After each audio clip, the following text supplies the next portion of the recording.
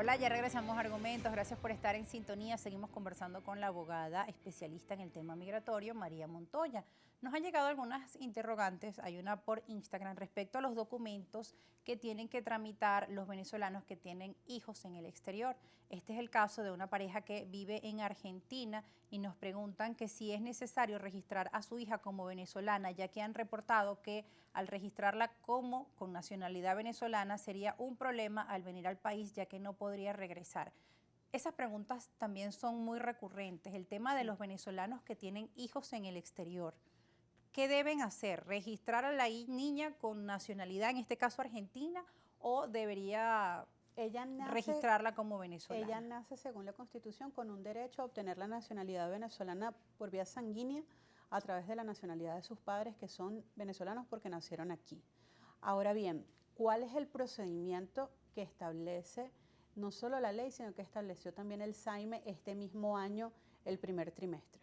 El hijo de venezolanos nacidos fuera del territorio nacional debe ser registrado su nacimiento en el consulado de Venezuela del país donde se encuentre, Okay. de la localidad donde se encuentre.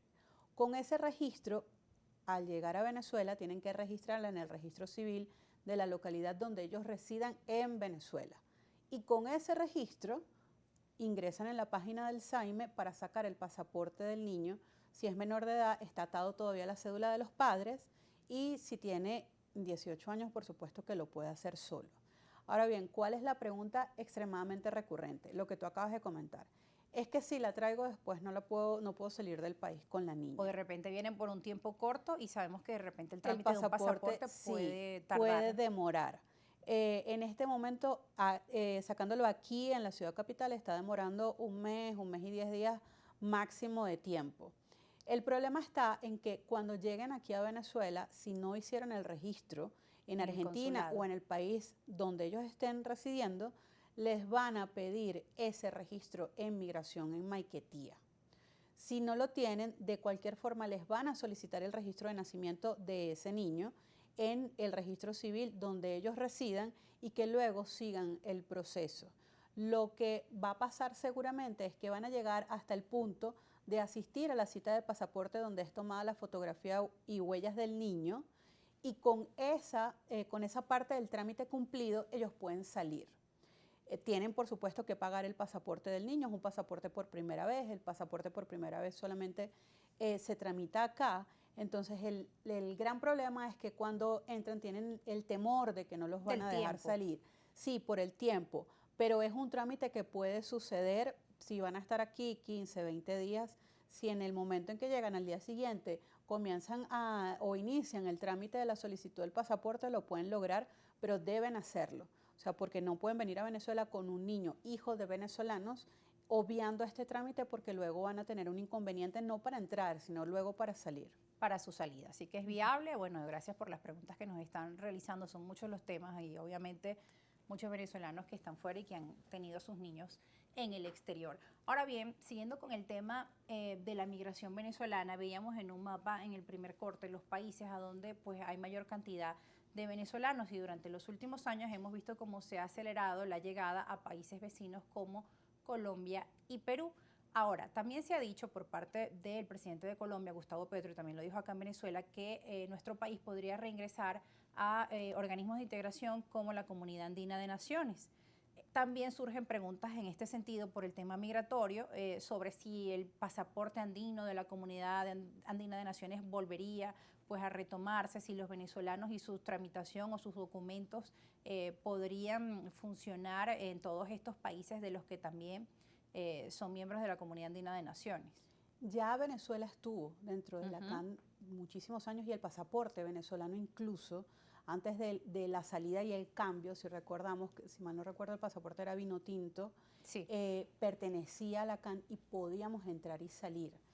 El tema es que para que esto suceda deben realizarse muchísimos enlaces diplomáticos para que suceda nuevamente, valga la redundancia, la reapertura de conversaciones a ese nivel, para que Venezuela pueda lograr la inclusión nuevamente en la CAN. Esto no va a ser un asunto de un día.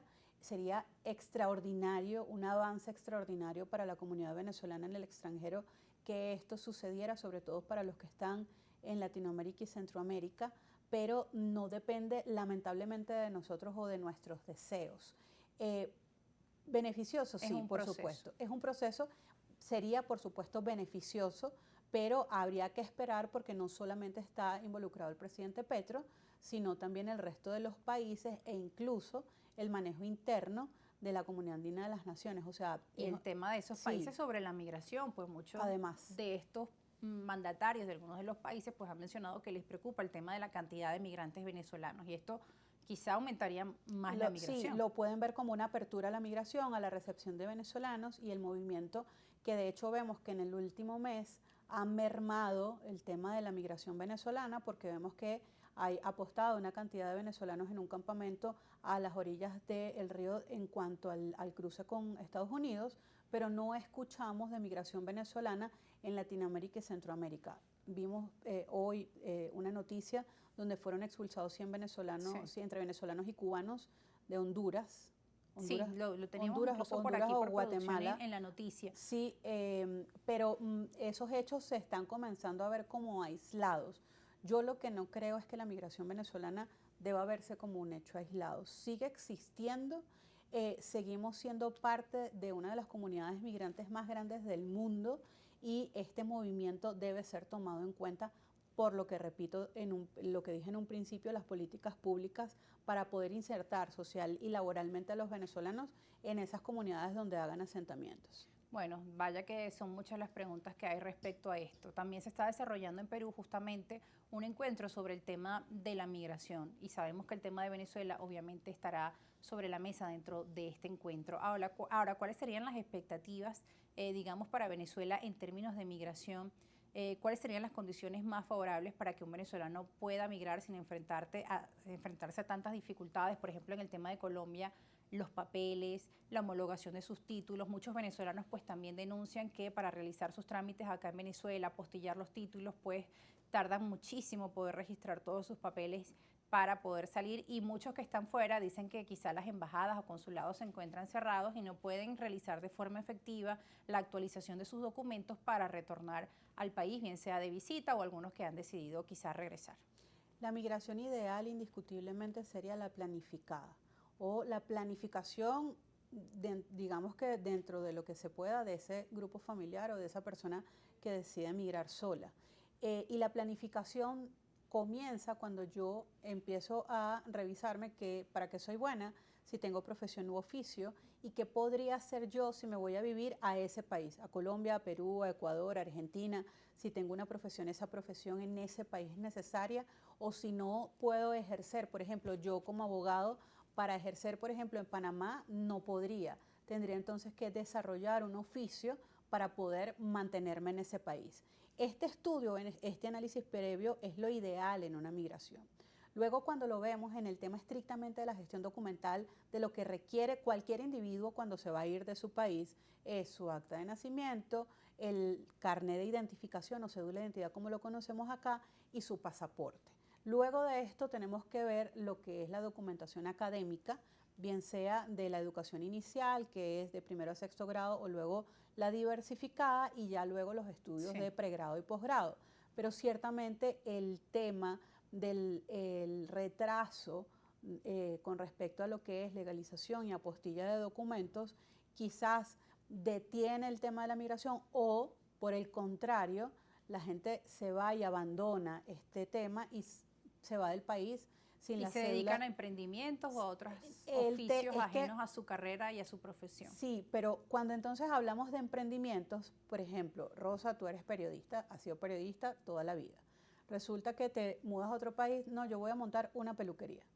Pero, ¿y usted sabe cómo se hace el negocio? No, no tengo idea, pero... Algunos que hacen algunos cursos y se van, a mí me llama muchísimo la atención y resulta que el pequeño capital que se ha llevado usted para migrar se vuelve sal y agua porque desconoce el modelo de negocio, desconoce cómo se trabaja con ese negocio, cuáles son las intríngulis de ese negocio y entonces acuestas una migración y acuestas un emprendimiento fallido. Esas dos cosas no se llevan de la mano solo y únicamente cuando ese emprendimiento está vinculado con lo que son mis herramientas de trabajo o con Con son su las skills profesión, que su yo tengo. talento, Sí, su disposición y actitud para ese así oficio o esa es. actividad que no en todos los casos.